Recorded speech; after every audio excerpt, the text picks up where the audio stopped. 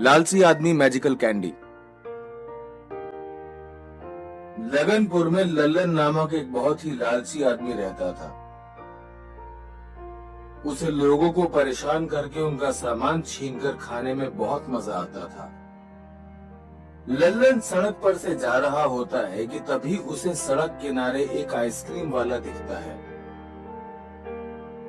फिर लल्लन उस आइसक्रीम वाले के पास जाकर, भैया एक आइसक्रीम देना। नहीं, हम नहीं देंगे। तुम फ्री फोकट का खाकर भाग जाते हो और पैसे भी नहीं चुकाते। भूल गया क्या, पापा हमारे दरोगा है और चाचा हमारे नेता। अब हमको आइसक्रीम दे दो वरना अंदर करवा देंगे। बस यही धमकी तो देता रहता है हर बार, और मेरी सारी आइसक्रीम खा जाता है, बेचने भी नहीं देता। खड़े खड़े मुंह क्या देख रहा है, आइसक्रीम दे वरना बुलाऊं पापा को। नहीं नहीं भैया, दरोगा बाबू को ना बुलाओ, ये लो आइसक्रीम। इस तरह लल्लन आइसक्रीम वाले को धमकाकर उसकी सारी आइसक्रीम खा जाता है और वहाँ से चला जाता है। एक दिन इस लल्लन को कोई अच्छा सबक सिखा कर जाएगा। जब देखो तब आकर परेशान करता रहता है। वहीं लल्लन कुछ दूर जाता है तो उसे मिठाई की दुकान दिखती है। यहाँ तो मिठाई की काफी अच्छी महक आ रही है। और ये क्या, यहाँ तो तरह तरह की मिठाइयाँ हैं। लल्लन ऐसा सोच ही रहा होता है कि मिठाई वाला लल्लन को टोक देता है। क्यों रे लल्लन, सुबह सुबह मुंह उठाकर कहाँ चला आया? कोई काम धंधा है कि नहीं? क्यों भीमा, अपनी औकात भूल गए क्या? बुढ़ऊ बाबा, अब ज्यादा हकड़ो मत। 5 किलो मावा बर्फी जल्दी से पैक कर दो। और हाँ, हमसे कोई पैसे वैसे की उम्मीद न रखना, पहले ही बता दे रहा हूँ। अरे लेकिन लल्लन बेटा, ऐसे में तो हम बर्बाद हो जाएंगे। तुम रोजाना आकर ढेर सारी मिठाइयाँ मुफ्त में लेकर चले जाते हो। बुढ़ाओ, जल्दी से मिठाई पैक कर दो वरना पता नहीं है क्या, बापू हमारे दरोगा है और चाचा हमारे नेता। अगर हमारा बस चला तो तुम्हारी दुकान उठवा देंगे। फिर क्या था, भीमा डरकर लल्लन को मिठाई दे देता है और लल्लन खुश होकर वहां से चला जाता है। ईश्वर सब देखता है, एक न एक दिन इसे जरूर इसके कर्म का सबक मिलेगा।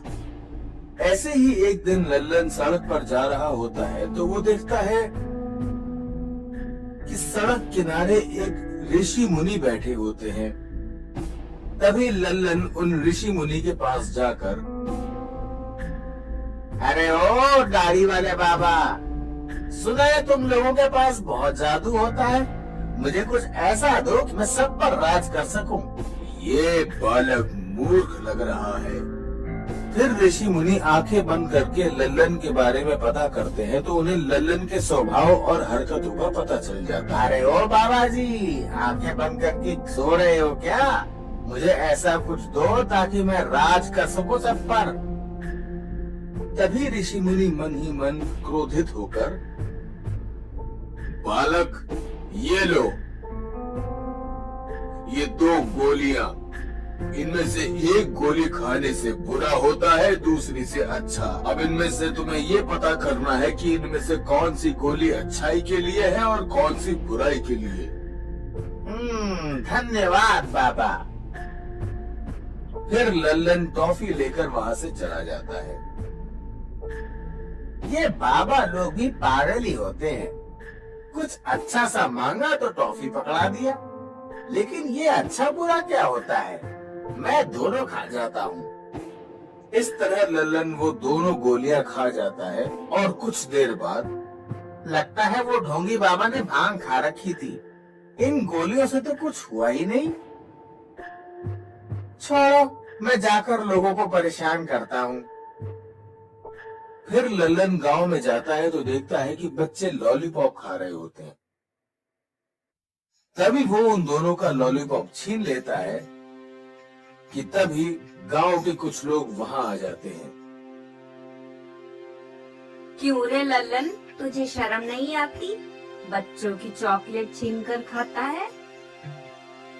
एक तो सारा दिन लोगों को तंग करता है, अब बच्चों को भी परेशान करने लगा है। तुझे तो अब हम गांव वाले छोड़ेंगे नहीं। मारो से। क्यों रे गांव वालों, भूल गए क्या? बापू हमारे दरोगा है और चाचा हमारे नेता।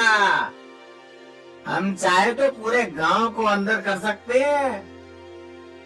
लल्लन की ये धमकी सुनकर सभी डर जाते हैं और वो दोनों लॉलीपॉप खा जाता है,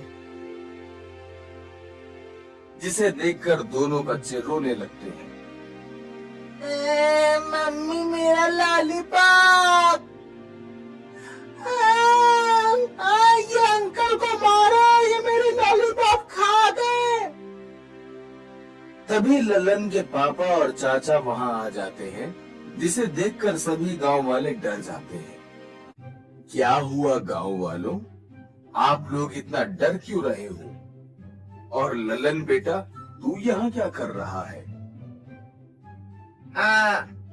कुछ नहीं बापू, बस हम दोस्त के घर पढ़ने जा रहे थे। तभी लल्लन की घबराहट देखकर लीला सब कुछ समझ जाती है और लल्लन के बापू को सारी बात बता देती है,